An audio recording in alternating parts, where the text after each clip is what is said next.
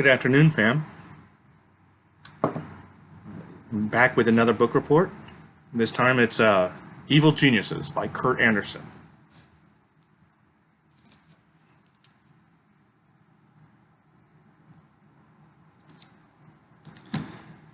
Now, Kurt Anderson, as many of you probably know, was the founder and one of the editors of Spy magazine, which was a very funny magazine back in the 80s. But he actually has a long journalism career and has written a number of books, but this is the first book of his that I've read, although I've read many issues of Spy magazine back in the day. And it's complex. There's a lot to it, but essentially it's about how America took a wrong turn in the 80s and has never gotten off that wrong turn. So I took a lot of notes because there's a lot to this book. The weird thing is that he basically gives credit to a bunch of essays and memos and books, which, you know, let's face it, we live in the modern world. These things are not what move the world, but key moments are the essay by Milton Friedman, published in the New York Times Magazine, called A Friedman Doctrine, The Social Responsibility of Business is to Increase Its Profits, published in 1970. And then in 1971, a memo by Lewis Powell, and it's a long memo, like over 100 pages, called Attack on American Free Enterprise System. And his main beef was not with, say, hippies per se. He was worried about people like Ralph Nader and people who basically, in his mind, were basically wanting to destroy the American free enterprise system. And he thought that countering this would require conservatives like himself to infiltrate academia, media, politics, and the legal system. And what this book shows is how, in fact, they did that. And one of the evil geniuses is Robert Bork, the kind of infamous for being a failed Supreme Court nominee, but he was a very well-known legal academic and a federal judge. And he wrote a book in 1978 called The Antitrust Paradox. And he suggested that antitrust should not be about maintaining competition in a particular field, whatever it may be, but about whatever the effect on consumers is, whether or not the price of whatever the product that the corporation or the monopoly is creating is going up because there's no competition. And by redefining an already existing law, in other words, making new law out of it, and tossing the intent of the framers, it made it easier for subsequent lawmakers and judges to not really be particularly vigorous about enforcing antitrust. And there were many others along these lines. Now, by itself, you know, a bunch of people writing books don't have much effect. But what happened here was that a bunch of billionaires, most of them heirs to fortunes that already existed, were aware of these things and decided, okay, I'm going to follow along. These included Richard Mellon Scaife, the Koch brothers, Joseph Coors, John Olin, and others that no doubt you've heard of. And one thing they did is that they founded think tanks and non-governmental organizations to promote their views. Like one of the ones that the Koch brothers founded was ALEC, the American Legislative something, which was basically there to write laws for state lawmakers who they correctly saw as not really, you know, top-notch lawmakers that would put forward their positions. Um, and the Cato Institute, of course, and many other kind of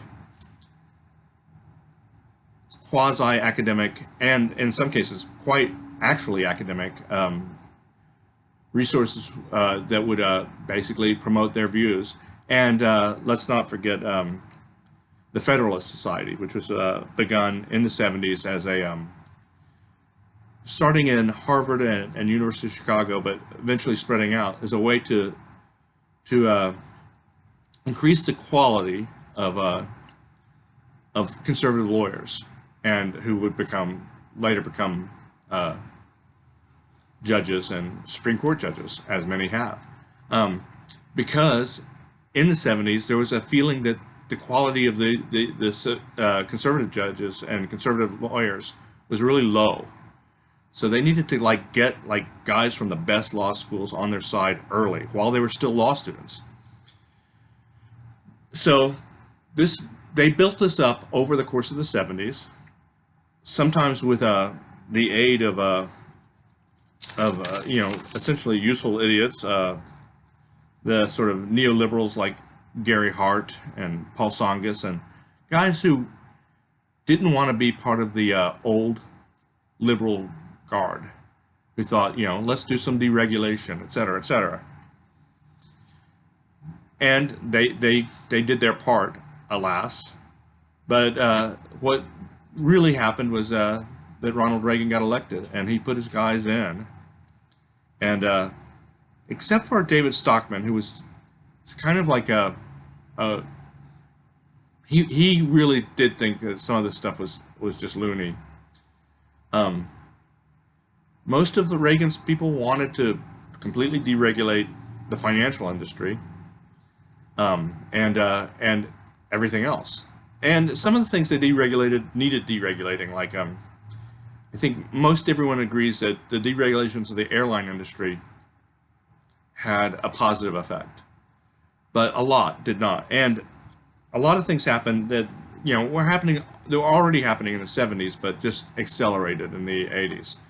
One of the things that happened was the use of financial derivatives, and that was one reason that was possible. And this really isn't discussed in the book, but I'll mention it because I happen to know, is that in 1968, Fisher Black and Myron Scholes, I think his name was, created the Black-Scholes model, which is a way of pricing options, which had existed for a long time in history, but no one really knew how to price them. And because they couldn't be priced, they couldn't really be easily traded.